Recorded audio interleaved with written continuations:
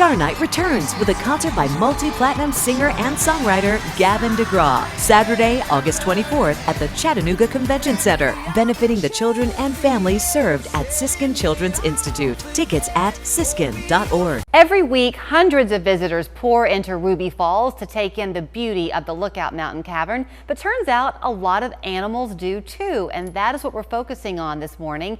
Jacqueline Lewis is back on the show, and she's brought with her Drew Thaxton, talking about the salamanders and other critters, if you will, that call the cave home. So good to see you. Likewise, good to see you. Jacqueline has really given us quite the education on the falls over the last few months, but you were telling me that people do tend to think of the cave as being kind of a non-living place, Yes. when in fact the cave itself is a living thing. Is that right? Right, yeah. So the water that finds its way through the cave, it picks up minerals from the limestone, because Lookout Mountain is mostly made out of limestone.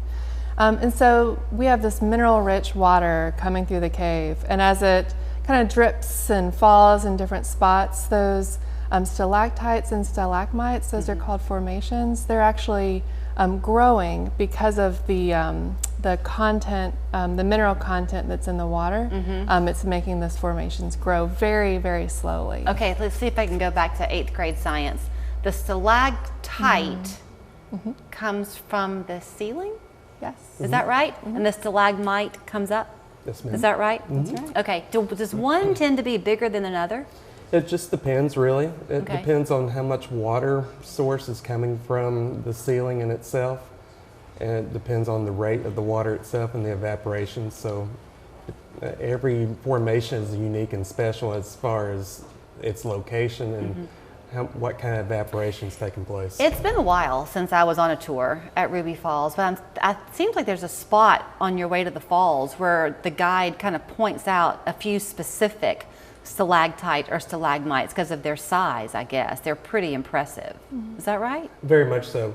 Yeah, we have several formations all throughout the walkway itself, but there are several that people can see up close, and it's a good representative for them to actually get a close encounter look and just the see in general. Okay, so the critters that like to call the cave home, I mentioned salamanders. What types of animals are common down there?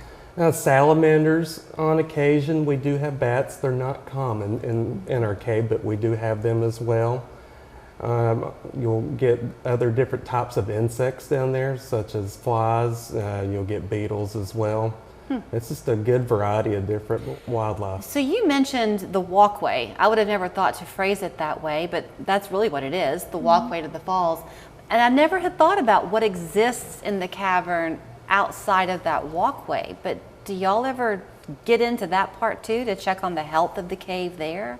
Very much so. We do our walkthroughs before we open to the public in the morning hours, and just to inspect everything, not only for the public safety to make sure that we're good to walk, send tourists down, but yeah, we just go and observe down there and just kind of look and observe and take note along the way. So have you always been interested in caves? Very much so. I first started at Ruby Falls back in 2004. It was a high school job for me. Okay. And from there, I've done some wild caving trips beforehand, but once I started at Ruby Falls, I got more and more interested in doing so. And caves are very special.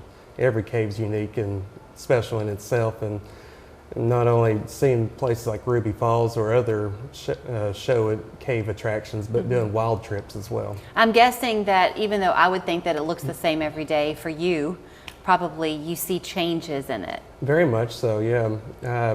Every time I go down in the cave, you see a different aspect of the limestone.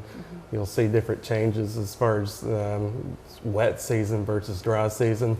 And like we're talking about with creatures, on occasion, you'll see bats, you'll see salamanders in different spots and different locations. So, and I guess seeing those animals kind of indicates the health of the cave. Very much so.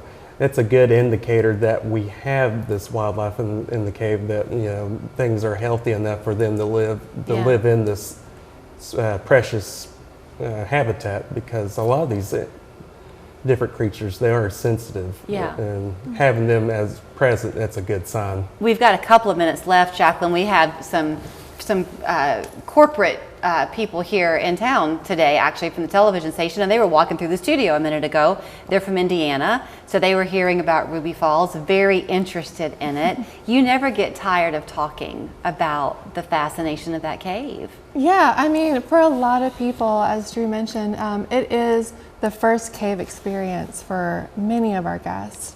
And so it's this great introduction to the world of caves.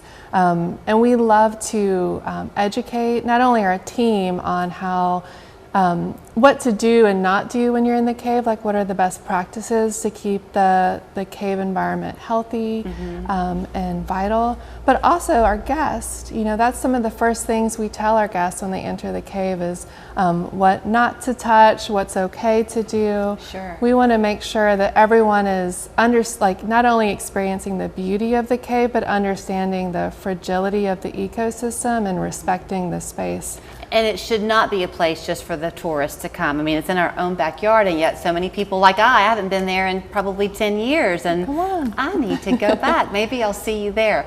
Here's where you can go to get your tickets online if you want to. Don't forget, as Jacqueline's pointed out recently, you can spend as much time there as you want. They've got a great cafe where you can eat, some other attractions there as well. Go to rubyfalls.com. If you have a larger group, I guess, should they call you to book that? Yeah, make your reservations in advance, sign in line to make sure you get the tour time you want. Okay. And if you have a big group, we do have a different channel you can call to reserve for like a big group. So there's your number as well. Yeah, give us a call. Feels good to be home. Ashley's Labor Day sale is going on now, and everything is on sale. Doorbuster